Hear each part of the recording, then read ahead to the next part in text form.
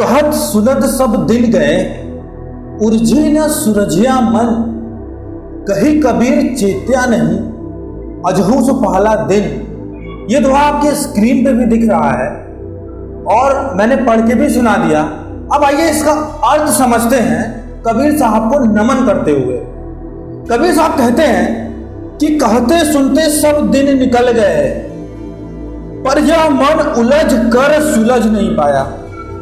कबीर कहते हैं कि अब भी यह मन होश में नहीं आता, आज भी इसकी अवस्था पहले दिन के समान ही है। पहले दिन के समान मतलब क्या? जैसे मनुष्य जन्म लेता है अबोध रूप में, बच्चे के रूप में, एक बच्चे को क्या बोध होता है? आप बताइए। जो जन्म लेता है एक दिन का बच्चा, पहले दिन का बच्चा जो होता है, उसको क्या बोध होता है? कोई बोध नहीं होता।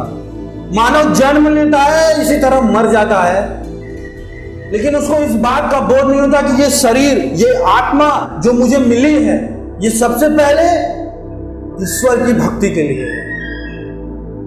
या ये कह लो, इस तरह से समझ लो कि जैसे मेरी जिंदगी में सारी चीजें इंपॉर्टेंट हैं, सारे काम इंपॉर्टेंट हैं, वैसे ही ईश्वर का नाम लेना भी प्रत्येक क्षण, प्रतिदिन या किसी न किसी समय मेरे लिए आवश्यक है, मेरी आत्मा के लिए आवश्यक है। इस दोहे के माध्यम से कबीर साहब मानव को यह समझा रहे हैं कि प्रभु की भक्ति प्रथम आवश्यक है।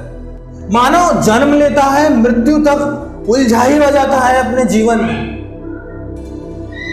और वो जीवन भर सिर्फ अपने आवश्यकताओं के लिए ही जीता रह जाता है।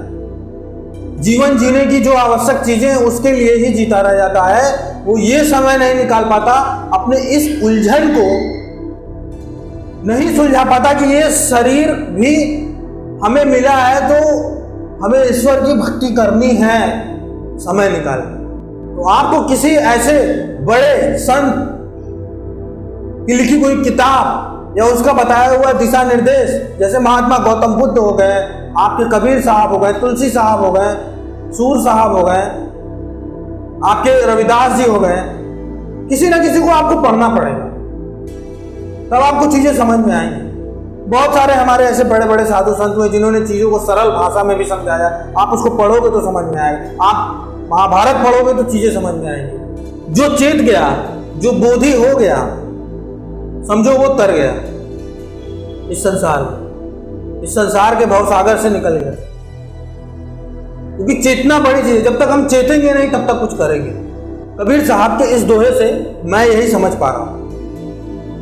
मेरा आपसे कोई कॉन्फ्लिक्ट नहीं है, आप हो सकता है मेरे से अच्छा तर्क लगा सकते हो। मुझे अच्छा लगता है कबीर साहब के दोहों को डिस्कस करना आप लोगों से।